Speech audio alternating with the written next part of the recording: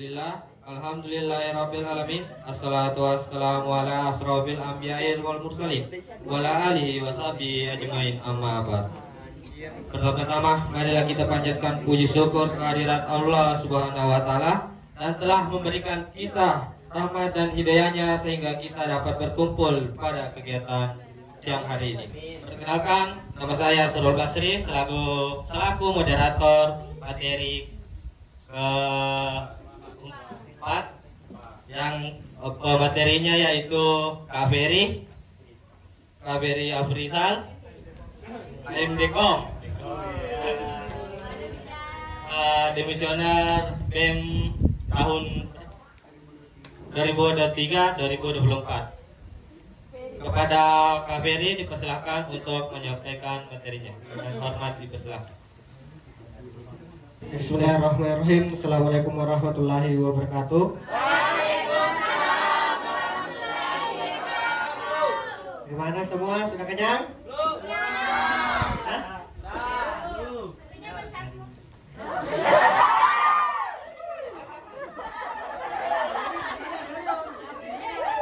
Oke. Baik, di sini sebelum saya memulai materi, ada yang ingin saya sampaikan sebelumnya bahwa di sini jangan anggap saya sebagai pemateri, tetapi anggap saya sebagai teman diskusi teman-teman sekalian. Nah, di sini materi yang akan kita bahas yaitu tentang kemahasiswaan. Nah, sebelum saya masuk ke materinya, saya ingin bertanya kepada teman-teman sekalian, apa yang terlintas di pikiran teman-teman sekalian apabila mendengar kata kemahasiswaan? Oke, selain tugas, apa lagi? Apa? Ada yang tahu apa itu kemahasiswaan? Sheryl? Apa? Oke, kampus. Yang lain? Bina? Apa? Oke. Rehan. Apa itu kemahasiswaan, Rehan? Beda. Ada yang lain? Oke, berdasarkan pemahaman dan pendapat teman-teman sekalian tentang kemahasiswaan, nah, ada pengertian yang bisa memberikan sebagai penunjang untuk pengertian dari kemahasiswaan.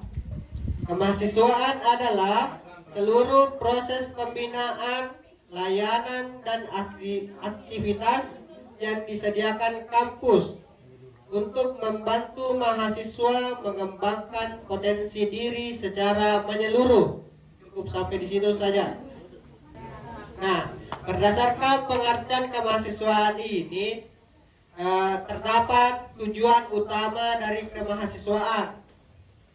Yang pertama yaitu membentuk karakter yang unggul. Nah, tujuan dari kampus atau kita belajar di perguruan tinggi yaitu untuk menghasilkan karakter teman-teman yang unggul, baik dalam disiplin, tanggung jawab maupun integritas. Oke, yang kedua, meningkatkan soft skill dan kemampuan kepemimpinan. Meningkatkan soft skill, SOFT,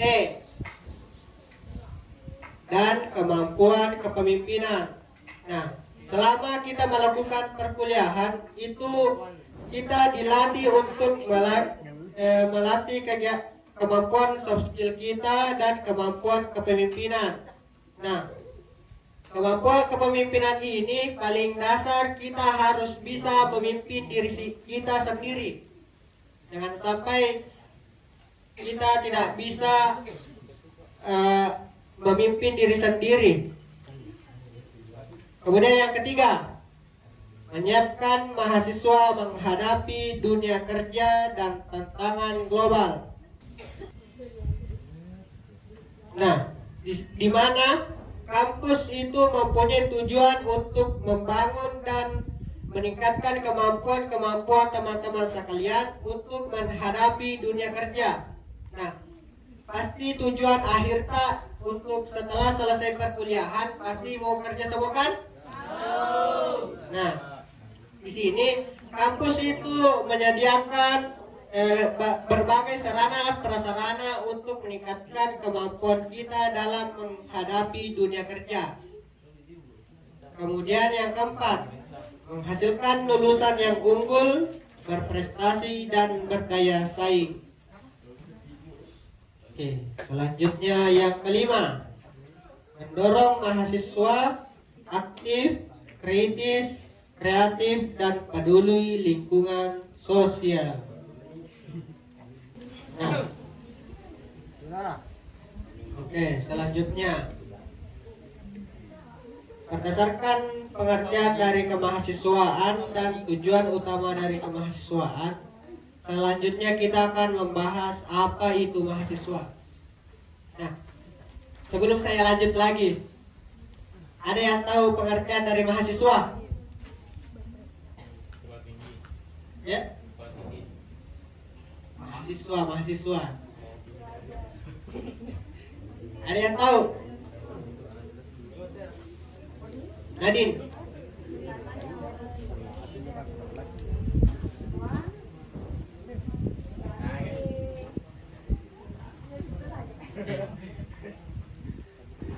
Ririn, apa pandangan ta atau pemahaman ta tentang mahasiswa?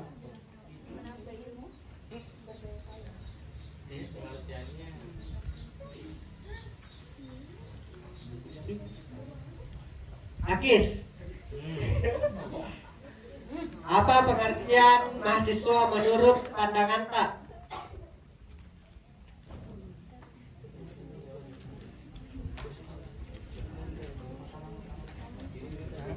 Ayo, masa kita sebagai mahasiswa tidak tahu diri tak? Ayolah, tahu diri.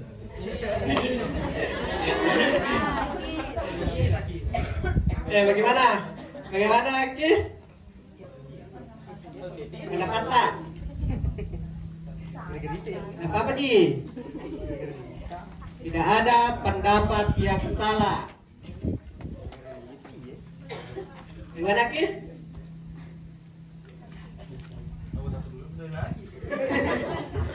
Oke, Sakir apa ya? Sakir. Gimana Sakir? Apa pengertian mahasiswa menurut tak? Ya.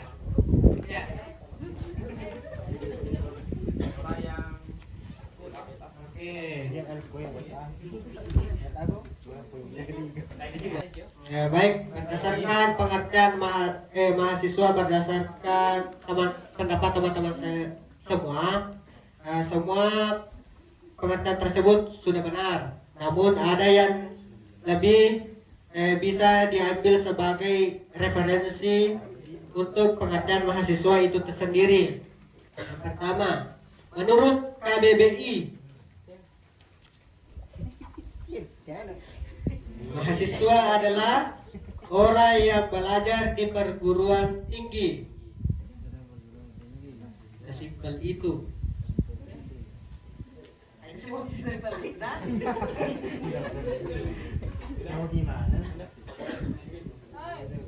Oke, yang kedua, menurut Undang-Undang Nomor 12 Tahun 2012. Tahun 2012. Nomor 12 Tahun 2012.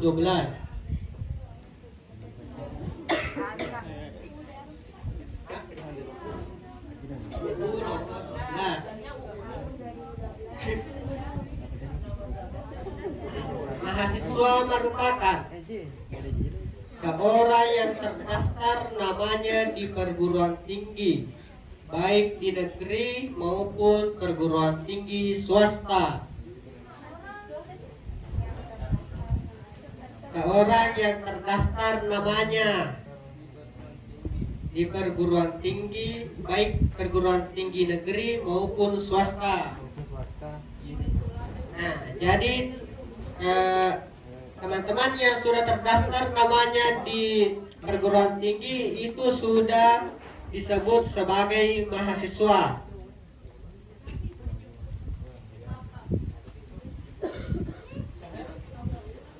Nah, oke, selanjutnya adapun ciri-ciri dari mahasiswa.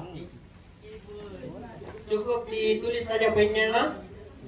Yang pertama yaitu rasional, di mana seorang mahasiswa itu harus selalu berpikir berdasarkan logika atau sesuai dengan fakta-fakta yang ada. Kemudian ada kritis. Nah, kritis di mana seseorang atau mahasiswa itu harus selalu mencari fakta-fakta yang ada sebelum menyimpulkan suatu permasalahan. Kemudian yang ketiga yaitu cerdas, di mana seorang mahasiswa harus punya pendalaman ilmu atau rasa ingin tahu tentang berbagai macam ilmu yang ingin atau yang diberikan. Kemudian ada kreatif. Selanjutnya ada inovatif. Inovatif. Kemudian disiplin. Nah, disiplin itu ada berbagai macam. Yang paling utama itu disiplin ilmu dan disiplin waktu. Nah, di sini tidak ada dia terlambat tadi kegiatan. Nah, oke. Siapa? Nah, oke. Nah, ciri-ciri mahasiswa itu harus disiplin. Jangan sampai janjian jam 7 tapi datang jam 8. Baru di chat temannya bilang OTW. Yang ini jadi masalah, OTW-nya di mana? OTW kamar mandi, OTW di jalan atau bagaimana? Aduh. Oke, selanjutnya ada tipe-tipe mahasiswa. Yang pertama, tipe akademik. Seorang mahasiswa yang fokus pada kegiatan akademik dan cenderung apatis terhadap kegiatan-kegiatan mahasiswa. Tulis di poin-poinnya saja. Yang pertama itu tadi tipe akademik, di mana mahasiswa ini hanya fokus untuk pembelajaran yang ada di kampus, tidak melakukan kegiatan-kegiatan organisasi dan lain sebagainya. Kayak ada bahasanya mahasiswa sekarang yaitu kupu-kupu, kuliah pulang. Selanjutnya tipe organisatoris. Nah, tipe organisatoris ini yaitu mahasiswa yang fokus pada kelembagaan atau organisasi, baik organisasi luar maupun di dalam. Nah, bahasa kerennya yaitu kura-kura, kuliah rapat. Kemudian ada tipe hedonis. Ada yang tahu apa itu hedonis? Ya. Di mana mahasiswa ini punya tipe yang selalu ikut tren, apapun yang viral selalu diikuti. Ada, jangan kasih begitu, dari tahu itu siapa? Oke, selanjutnya tipe aktivis mahasiswa. Nah, tipe aktivis mahasiswa, di mana mahasiswa yang fokus pada diri atau kegiatan akademik dan organisasi baik di dalam maupun di luar kampus, serta membagikan ilmu-ilmunya kepada masyarakat. Jadi tipenya ini mahasiswa bukan hanya fokus pada satu bidang, misalnya seperti fokus saja di bidang akademik, tapi juga ikut organisasi. Kemudian, adapun peran mahasiswa di era modern. Yang pertama, agent of change atau agen perubahan. Agen perubahan.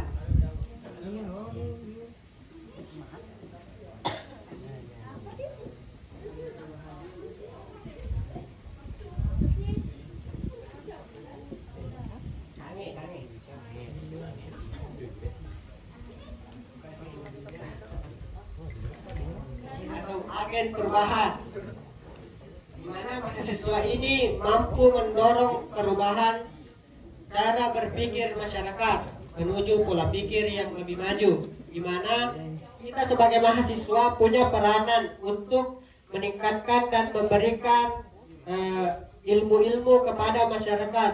Jangan sampai banyak masyarakat yang terjebak atau terkena hoax atau berita bohong. Kemudian yang kedua,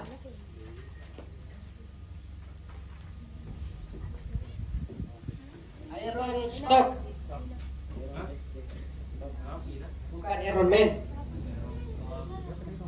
Iron Stock, bukan Iron Man. Atau cadangan kekuatan bangsa.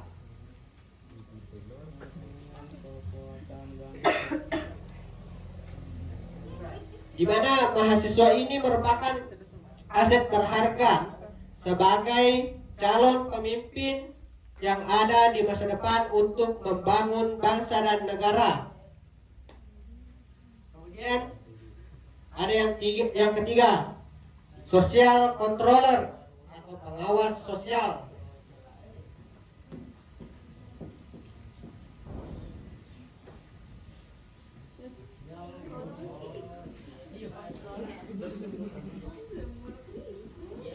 Yang programmer bukan yang controller itu ya. Yang controller yang sering dilakukan di programmer. Atau pengawas sosial. Nah, mahasiswa itu berperan sebagai pihak yang memberikan kritik konstruktif terhadap kebijakan-kebijakan atau fenomena yang ada di lingkungan sosial. Contohnya kayak mahasiswa yang melakukan demo untuk kritik kebijakan-kebijakan pemerintah yang tidak masuk akal, seperti yang terjadi pada bulan Agustus kemarin. Kemudian tantangan mahasiswa sama now. Pertama, distraksi media sosial. Nah, di sini semua punya akun sosial media. Nah, ada yang pasti punya yang Instagram, Twitter, Facebook, YouTube, dan lain sebagainya. Nah, media sosial ini seringkali membuat kita terdistraksi atas kegiatan-kegiatan yang kita lakukan. Misalnya, kita niat untuk mengerjakan tugas, tapi setelah beberapa menit kita merasa lelah untuk mengerjakan tugas, kita ingin kayak istirahat, tapi istirahatnya pegang sosmed atau scroll sosmed. Nah, kadang kalau kita scroll sosmed itu tidak terasa. Mungkin rencananya cuma 5 menit, tapi jadi 30 menit. Nah, hal ini sering saya juga alami. Pengalaman. Rata-rata di sosial media itu sangat buat kita terdistraksi. Kemudian yang kedua, manajemen waktu yang buruk. Nah, di sini pasti ada teman-teman sekalian yang juga bekerja. Nah, selain bekerja pasti banyak juga tugas-tugas yang diberikan oleh dosen. Nah, kadang kita tidak bisa mengatur waktu kita untuk mengerjakannya karena hal tersebut bisa misalnya banyak tugas, kadang juga ada yang disuruhkan oleh orang tua. Nah, jadi untuk mahasiswa atau teman-teman sekalian harus perhatikan dan atur manajemen waktu tak. Jangan sampai pekerjaan juga mempengaruhi kegiatan atau tugas-tugas yang diberikan oleh kampus sehingga tidak terlaksana. Kemudian yang ketiga, overthinking. Nah, siapa yang sering overthinking tiap malam? Nah, saya ingin tanya, apa alasannya overthinking? Tidak puas. Aduh. Nah, kenapa kita overthinking? Karena kita tidak bisa memanajemen waktu kita. Nah, sehingga kadang kita overthinking, sudah mepet waktu baru mau dikerjakan semua. Nah, makanya buat time schedule untuk memanajemen waktu yang teman-teman miliki. Jadi untuk kedepannya janganlah overthinking, apalagi overthinking tentang si dia yang tidak membalas chat.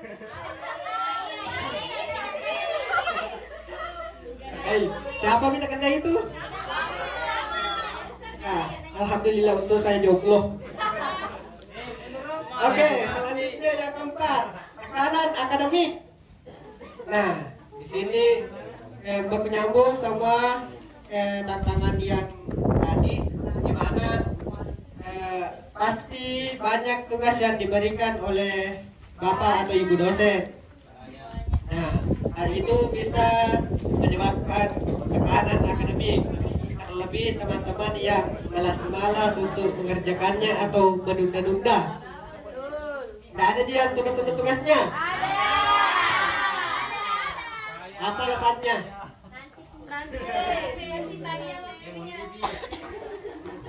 Malam pe. Malam baru kalau malam scroll TikTok, live TikTok ini. Kemudian yang kelima, minim tujuan jangka panjang. Di mana mahasiswa zaman sekarang itu minim sekali tujuan jangka panjangnya. Tidak punya tujuan untuk apabila selesai perkuliahan atau selesai kuliah, tidak ada tujuannya. Di sini ada di semua tujuan setelah lulus kuliah. Siapa yang belum ada? Nah, sekarang pikir-pikir memang nih, apa tujuan akhirnya nanti setelah perkuliahan atau lulus kuliah? Oh, kalau mau begitu ya, sama. Nah, tapi juga perhatikan, bukan hanya sekadar merit, pasti banyak hal-hal yang perlu disiapkan untuk jenjang tersebut. Nah, jadi bukan cuma bilang mau saja nikah setelah kuliah deh, tapi perhatikan juga pernikahan itu adalah jenjang yang paling lama. Nah, jadi perhatikan memang perbaiki tujuan tak. Bukan cuma bilang mau nikah deh biar romantis kak tiap hari. Nah, karena pernikahan itu bukan hal sesimpel itu. Oke? Oke, selanjutnya skill utama yang harus dimiliki mahasiswa.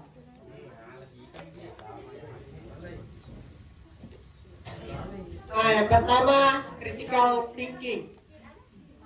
Skill utama yang harus dimiliki mahasiswa. Nah, yang pertama, critical thinking. atau berpikir kritis. Nah, di mana critical thinking ini merupakan kemampuan menganalisis informasi secara mendalam. Yang ketiga, kolaborasi. Kolaborasi, di mana kemampuan bekerja sama dalam tim dan menghargai pendapat orang lain. Oke, selanjutnya literasi digital. Yang keempat,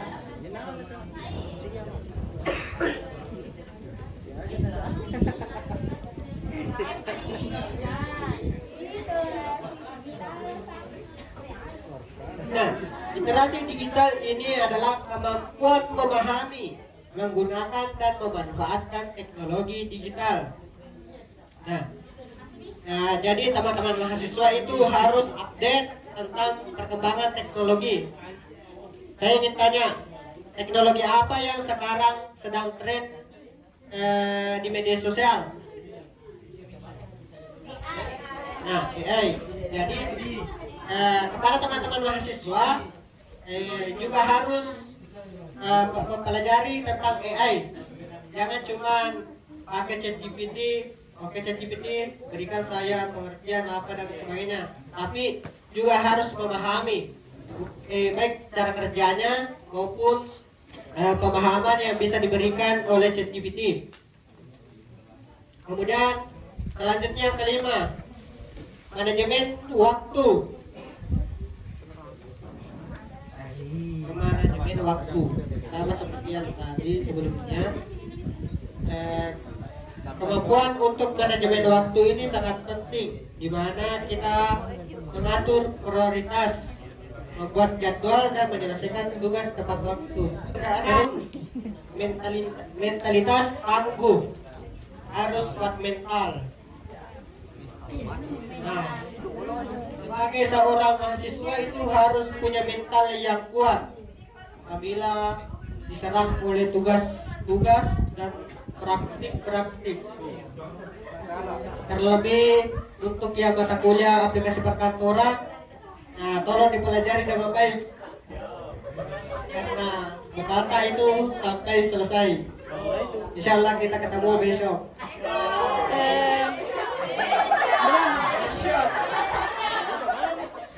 Oke, gimana, paham? Selanjutnya organisasi kemahasiswaan. Organisasi kemahasiswaan. Yang pertama, DEM atau DEMA. Ini di Merudah, ini DEMA. DEMA, DEMA. Badan Eksekutif Mahasiswa atau Dewan Mahasiswa. Kebanyakan kalau DEMA ini di bagian organisasinya kampus, contohnya Sky Al-Kesali. Nah, di mana BEM atau DEMA ini merupakan organisasi eksekutif tingkat kampus atau yang tertinggi di kampus yang bertugas untuk mengelola kegiatan kemahasiswaan dan sebagai jembatan antara mahasiswa dan pihak kampus.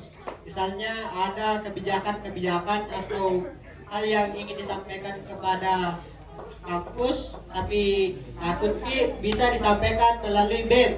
Jadi BEM itu kayak tangan kanannya untuk menyampaikan aspirasi. Nah, ini presiden mahasiswa harus perhatikan teman-teman yang lain, jangan sampai ada keluhan-keluhan bisa disampaikan. Selanjutnya HMJ atau HMP. HMJ atau HMP, Himpunan Mahasiswa Jurusan atau Himpunan Mahasiswa Prodi,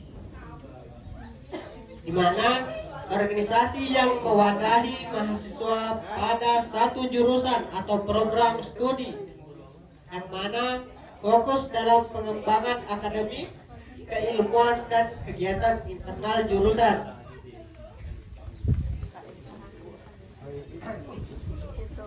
Baik, selanjutnya yaitu UKM. Sebelum saya lanjut, ada yang tahu kepanjangan dari UKM? Apa unit apa? Nah, itu. Contohnya? Nah, kalau oke. Yang mana UKM ini adalah organisasi yang menampung minat dan bakat mahasiswa di berbagai bidang, baik itu bidang seni, olahraga, penelitian, bisnis, kerohanian, teknologi, dan lain sebagainya. Kemudian ada komunitas atau volunteer project, mana merupakan kelompok non formal yang dibentuk berdasarkan minat tertentu. Komunitas dan volunteer project. Nah, komunitas dan volunteer project. Nah, merupakan kelompok non formal yang dibentuk berdasarkan minat tertentu atau kegiatan-kegiatan sosial. Kayak mungkin ada tuh yang sering melakukan kegiatan bantuan kepada daerah terpencil. Gimana? Sebelum kita lanjut, ada yang ingin ditanyakan? Gimana? Tidak ada? Jadi lanjut. Selanjutnya manfaat bergabung organisasi. Disclaimer sebelumnya, manfaat untuk bergabung organisasi itu sebenarnya ada banyak, namun kita akan bahas cuma 4. Manfaat bergabung organisasi. Yang pertama, melatih kepemimpinan. Nah, saat kita bergabung organisasi, kadang kita ditunjuk sebagai ketua panitia. Nah, disitulah organisasi melatih kita untuk bagaimana cara memimpin. Dari sekian banyaknya kepala, kita harus satukan tujuan untuk mencapai yang namanya kesuksesan dalam suatu kegiatan. Kemudian belajar manajemen event atau event, di mana organisasi itu mengajarkan kita bagaimana cara untuk memanajemen kegiatan-kegiatan yang dilaksanakan. Belajar manajemen event. Terlalu cepatkah? Tidak. Belajar manajemen event. Oke, selanjutnya yang ketiga, membangun relasi. Nah, dengan kita bergaulnya organisasi, bisa membangun relasi dari berbagai macam orang. Misalnya ada kenalan di bagian kantor dan lain sebagainya. Terlebih apabila yang masuk organisasi-organisasi luar, pasti banyak relasinya. Yang keempat, meningkatkan percaya diri.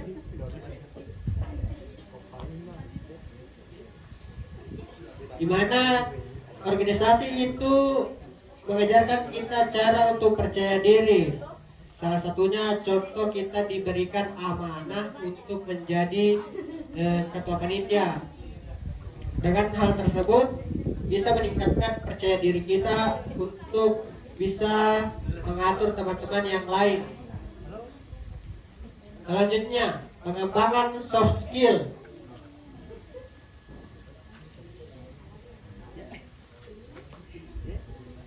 Pengembangan soft skill.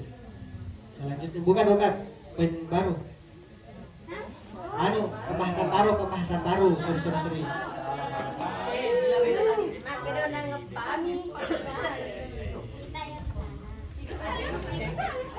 Udah disclaimer tapi aduh. Siapa kayak pikir kan?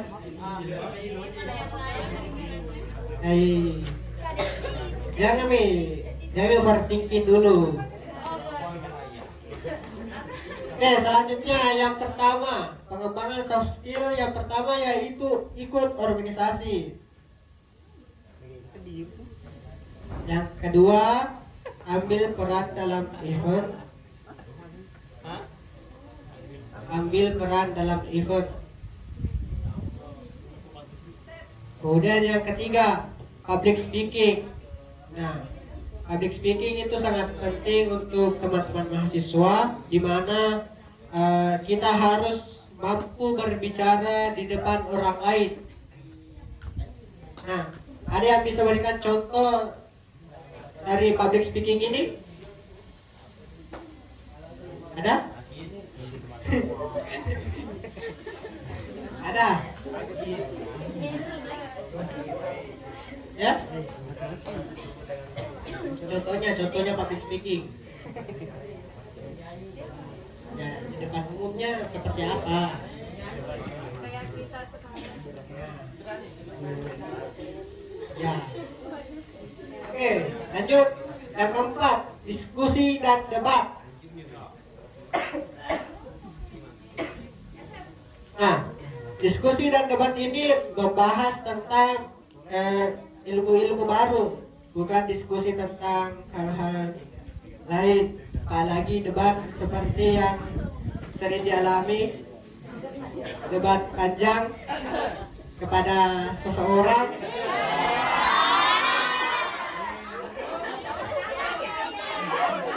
Mas sudah, jangan selalu debat. Tapi yang bisa debat, tapi debat yang meningkatkan kemampuan. Jangan cuma debat kayak apa nih? Bisa ulang kan kita pengalaman. Kalau saya tidak. Oke, selanjutnya kegiatan volunteer. Kegiatan volunteer. Bukan poinnya. Yang kelima. Kegiatan volunteer. Poin kelima.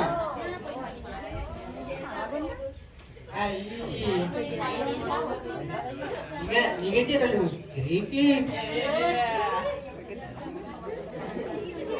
Maka.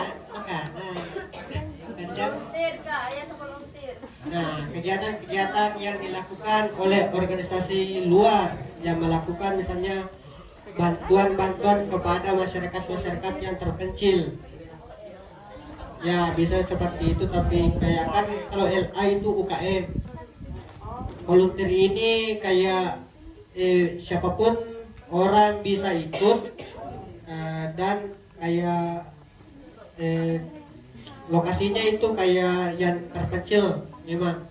Oke. Karena materinya juga sudah selesai. Di sini sebelum kita ke materi ini sesi tanya jawab, di sini ada studi kasus yang ingin saya berikan kepada teman-teman berkelompok. Silahkan diskusikan jawabannya dan nanti silahkan dibacakan di depan sini. Perwakilannya yaitu 2 orang tiap kelompok. Oke. Nah, tolong diperhatikan dan disimak baik-baik studi kasusnya. Nah, studi kasusnya yaitu BEM kampus mengadakan program besar dalam kurung Festival Kreativitas Mahasiswa. Pahami. BEM kampus mengadakan program besar Festival Kreativitas Mahasiswa. Namun, dalam proses persiapan terjadi konflik antara panitia divisi acara dan divisi publikasi. Divisi acara menilai publikasi lambat dan kurang responsif. Sementara divisi publikasi merasa tidak mendapatkan informasi jelas dan sering berubah-ubah. Konflik ini membuat persiapan menjadi terlambat dan mempengaruhi moral panitia lainnya. Pertanyaannya, pertama, skill kemahasiswaan apa yang kurang diterapkan dalam situasi ini? Skill kemahasiswaan apa yang kurang diterapkan dalam situasi ini? Yang kedua, bagaimana peran komunikasi efektif dan kolaborasi untuk menyelesaikan masalah.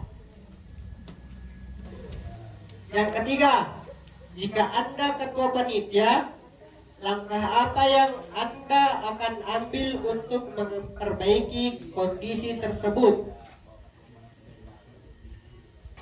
Yang keempat, apa pelajaran yang bisa diambil dari kasus ini untuk meningkatkan profesionalisme mahasiswa?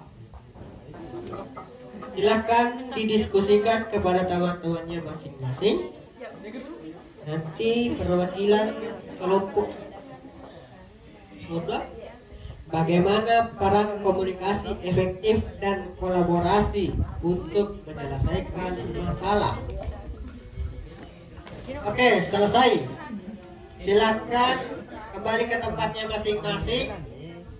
Silakan untuk kelompok pertama menyampaikan pendapat dari diskusi yang telah dilakukan. Oke, silakan kelompok satu.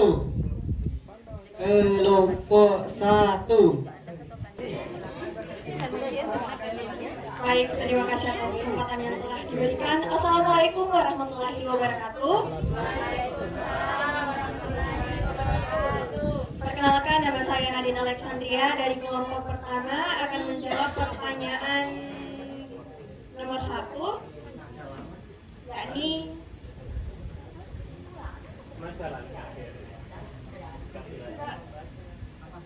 angkat pertanyaan nomor 1. Kami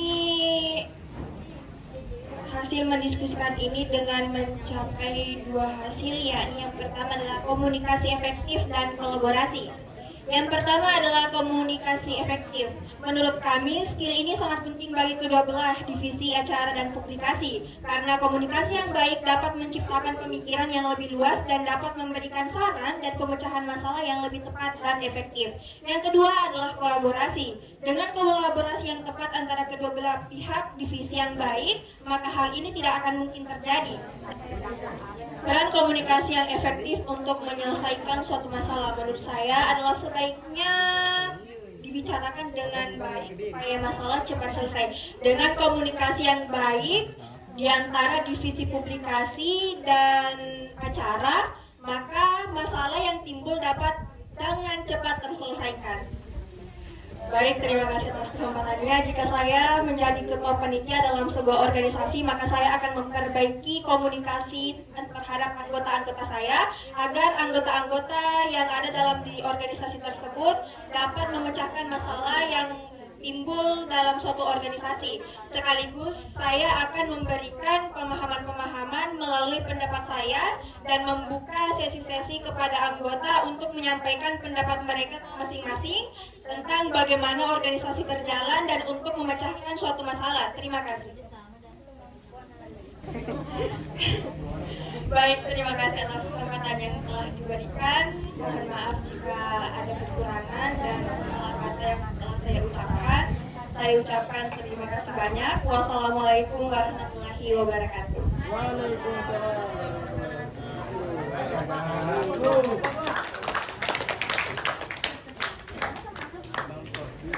John.